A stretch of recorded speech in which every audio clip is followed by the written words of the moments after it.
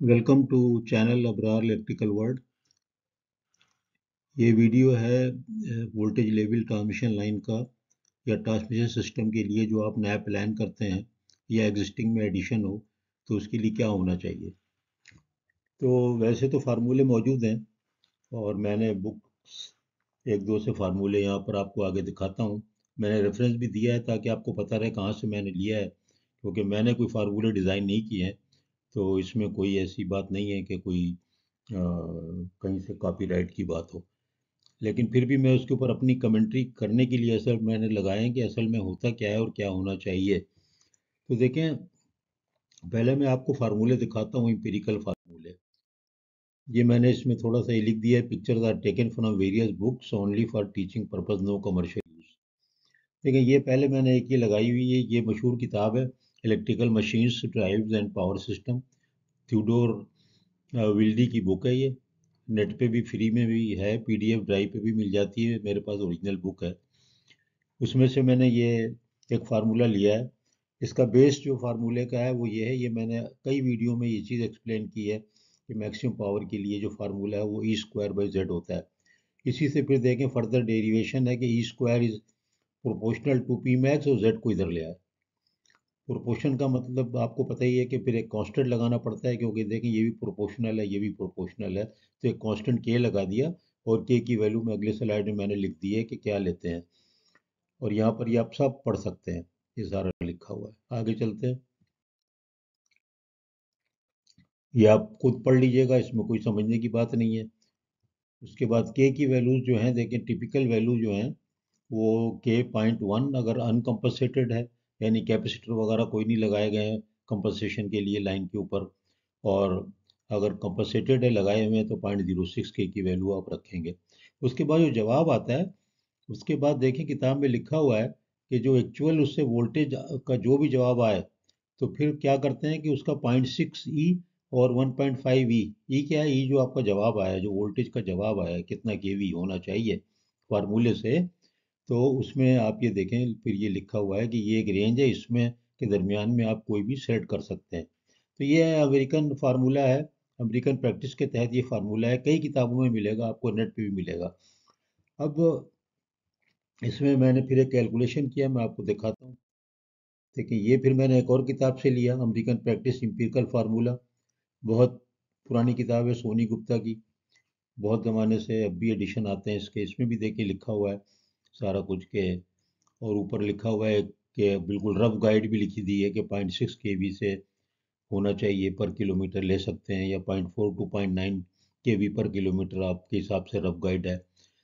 फिर उसके बाद ये फार्मूला, इससे भी फार्मूले से जवाब वही आएगा, अगर आप इसको कैलकुलेट करेंगे तो 19-20 जवाब वही आता है। तो ये भी एक एम्पिरिकल फार्मूला है और अमेरिकन प्रैक्टिस ये है कि इस फार्मूले से एक रफ गाइड का है। फिर मैंने देखिए कैलकुलेशन भी किया है, ये मैंने खुद एक कैलकुलेशन किया और हाथ से किया, क्योंकि बड़ी मुश्किल होती है मुझे इसको फिर इस तरह से लिखने में, इतनी प्रैक्टिस नहीं है, साफ बात है। तो देखें जवाब आ गया इसका 316 केवी, और फिर मैंने इसको 0.6 जो उसमें लिखा हुआ है कि 0.6 से लेके और आप 1.5 ई तक कोई भी वैल्यू ले सकते हैं। तो यहाँ पे थोड़ी सी विजडम यूज़ करते हैं, तो 0.6 ले लिया मैंने और ये आ गया 189। तो एक कहना चाहिए कि 220 केवी की लाइन होनी चाहिए। अब देखें इसके ऊपर मुझे कमेंट्री करनी है इस पूरे पे, क्योंकि देखें हम लोग इंजीनियर्स हैं, खाली इस फार्मूले से नहीं होता है।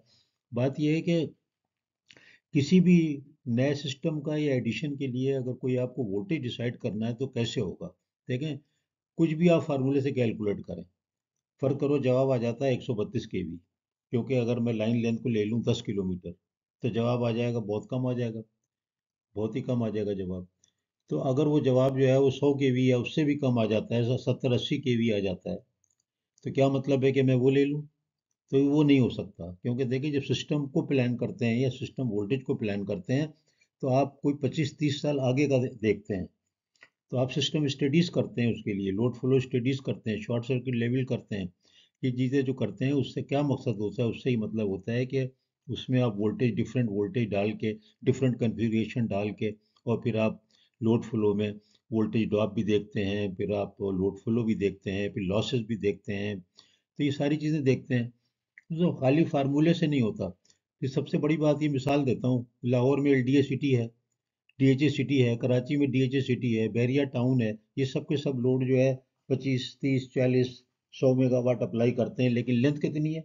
यानी कि जो के इलेक्ट्रिक से या लेस्को के, अगर वहाँ से देखा जाए जो ये नए स्टेशन आते हैं, तो आप वहाँ देखते होंगे कि 220 केवी के ग्रिड बने हुए हैं, लोड तो इतना नहीं है।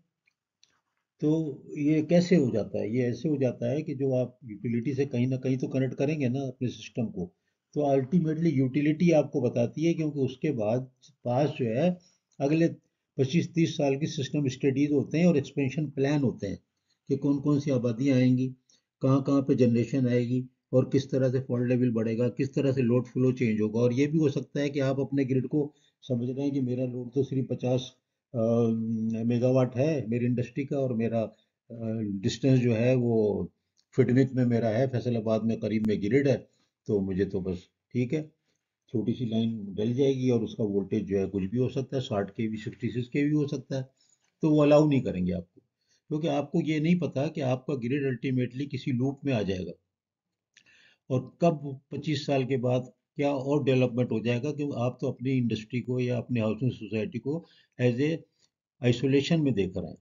तो इस तरह से नहीं होगा कि जो जवाब आ गया आप इसके ऊपर अड़ जाएंगे। ये जवाब आपका एक गाइडलाइन प्रोवाइड कर रहा है। असल में जो गाइडलाइन आएगी या डिसीशंस होंगे, वो यूटिलिटी कंपनी के साथ मीटिंग करके होंगे कि उनका मास्टर प्लान क्या है, और फिर integrated system study with your grid station.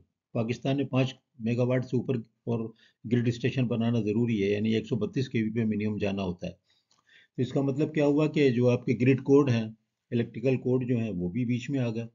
तो अगर आपका जवाब आ रहा है 60 केवी, तो आप के पास एक बाइंडिंग दूसरी आ गई कि आपने ये भी देखना है कि नेपरा के जो कोड हैं वो क्या कह रहे हैं, ग्रिड कोड क्या कह रहा है। तो आप अपनी मर्जी से नहीं कर सकते कि मेरा लोड तो 10 किलोवाट है, 10 मेगावाट है, और मेरा डिस्टेंस भी 10 ही है, तो मैं जो बस 10 केवी जवाब आ गया मेरा। तो ये नहीं हो सकता, क्योंकि आपका जो है नेपरा के कोड के तहत आपका 5 मेगावाट पे ग्रिड बनाना है, तो 132 केवी तो वैसे ही फिक्स हो गया। तो फिर आप जब जाते हैं लेस्को के पास या के इलेक्ट्रिक के पास, तो वो कहते हैं कि नहीं, अब ये तो आपको जो ग्रिड है अल्टीमेटली एक लूप में या रिंग का पार्ट बनेगा, और यहाँ से स्विचिंग स्टेशन के तौर पे भी काम करेंगे, अपनी उनकी कंडीशन है बिजली देने की। तो वो कहेंगे नहीं, आप 220 केवी पे चले जाएं।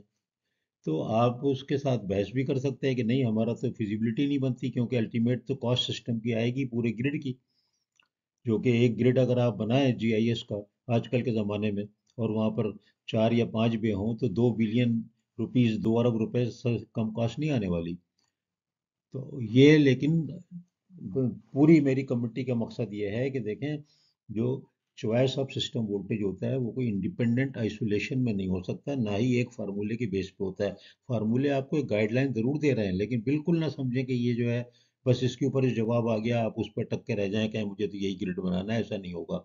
आपका ग्रिड कोड, आपकी जो यूटिलिटी कंपनी जो आपको बिजली दे रही है, उनके और जो लोकल लॉज रेगुलेशंस हैं कंट्री के, उनके हिसाब से आपको चलना होगा। ये भी नहीं हो सकता कि अगर वो वोल्टेज एग्जिस्ट ही नहीं करता तो फिर भी आप कहेंगे नहीं, मुझे तो आप दे दें, मैं स्टेप डाउन करके मैं तो अपना वोल्टेज को ऐसे कर लूँगा, 50 केवी 40 केवी कर लूँगा, ये भी नहीं होगा। आपको 100% जाना है, आपके इंटरेस्ट में भी है और आपके यूटिलिटी के इंटरेस्ट में भी है, क्योंकि आपके इंटरेस्ट में ये है कि अगर आप कोई ऐसी इक्विपमेंट लगा लेते हैं जो कि यूटिलिटी के पास नहीं है, तो खुदा ना खास्ता आपके यहाँ कोई फॉल्ट होगा, कोई ट्रांसफार्मर जला, कोई ब्रेकर जला, तो ये यूटिलिटी कंपनी हेल्प भी करती हैं। इंडस्ट्री में कोई चीज़ जल जाती है तो के इलेक्ट्रिक है, लेस्को है, डिस्को है, सबको फलाना, ये उनको टेम्परेरी तौर पे ट्रांसफार्मर वगैरह अपने दे देते हैं, और बाद में उनसे ले लेते हैं, एज ए कमोडिटी ले लेते हैं, पैसे नहीं बेचते नहीं आमतौर पे, बल्कि रिप्लेसमेंट में ले लेते हैं। तो इस तरह से देखें, ये एक आर्ट एंड साइंस है, सिलेक्शन ऑफ वोल्टेज, ये कोई सिर्फ साइंस या मैथमेटिक्स नहीं है। तो ये इसलिए मैंने तमीज़ बांधी थी, इसलिए मैंने बनाया कि आपको बहुत से लेक्चर मिलेंगे, लेकिन शायद उसमें ये जो है ना जो कमेंट्री है वो शायद ना मिले इस तरीके से। इसी तरह कैल्विन लॉ का मुझसे कई लोग पूछ लेते हैं, सर वो कैल्विन लॉ से तो हो जाता है, कैल्विन लॉ से हो तो जाता है, वो तो थ्योरेटिकल बात है ना, बात सारी जो मैंने कमेंट्री में की है वो है। कैल्विन लॉ तो इकोनॉमिकल है, पैराबोलिक तकरीबन थोड़ी सी है, शक्ल उसकी जो लोएस्ट पॉइंट है वो हो जाता है, लेकिन उसके ऊपर इकोनॉमिक्स आती है ना, कि कॉपर है कि एल्युमिनियम है कि स्पैन लेंथ क्या है, टावर क्या है, आपका एरिया कैसा है, हिली है, कितना ऊंचा है। तो ये ऐसे फार्मूले मैथमेटिकल सिर्फ ये गाइडलाइन है। और जो मैंने आपको कमेंट्री कही है कि गवर्निंग जो हैं फैक्टर, वो बिल्कुल ही मुख्तलिफ हैं। राइट ऑफ वे है मसलन, आपने कहा मुझे तो बस वो टावर लगा करके ले जाना, साथ में बहुत ज़बरदस्त कोई खेती बाड़ी का एरिया आ रहा है, एग्रीकल्चर लैंड आ रही है, लाखों करोड़ों रुपए का आपका उसका नुकसान हो रहा है, तो वो भी तो आपको भरना है राइट ऑफ वे में। सिर्फ आपको राइट ऑफ वे में भरना है, आरओडब्ल्यू में भी पैसे भरने हैं, आपको गवर्नमेंट के टैक्सेस भी भरने हैं। तो इस तरह ये एक पूरी इकोनॉमिक्स है, और ये आर्ट एंड साइंस है। और इसमें कल्चरल इश्यूज भी आते हैं। कल्चरल इशू का मतलब इन्वायरमेंटल क्लियरेंस भी लेने पड़ते हैं। खाली ऐसे नहीं कि हाई वोल्टेज लगा दे। इलेक्ट्रिसिटी चार्ज को मेजरमेंट होता है, वो आपको जा करके वो इन्वायरमेंट प्रोटेक्शन एजेंसी, उसके पास भी जाना होता है। आप ऐसे नहीं ग्रिड बना सकते। तो इसलिए ये तमीज़ ज़रूरी थी। बाकी कैलकुलेशन तो आप कर ही लेंगे, फार्मूले ना मैंने ईजाद किए, ना ही वो किसी और आप लेक्चर में और यूट्यूब पे देखेंगे तो ना उन्होंने ईजाद किए हैं।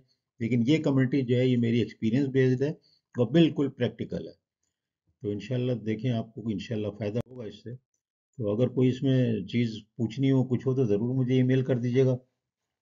और बहुत से लोग कह रहे हैं कि ट्रांसमिशन लाइन पे बना दें, तो मैं देख रहा हूँ कौन से मुझे बनाने चाहिए, क्योंकि जो चीज़ बहुत इजीली अवेलेबल है वो आमतौर पे मैं नहीं बना रहा होता। शायद मैं एक बनाऊंगा जिसमें कि ट्रांसमिशन लाइन में वोल्टेज, वो पावर एक्टिव को कैसे कंट्रोल करते हैं, क्या तरीका है, और उसको थोड़ा मैथमेटिकली समझाने की कोशिश करूंगा। तो इंशाल्लाह देखें।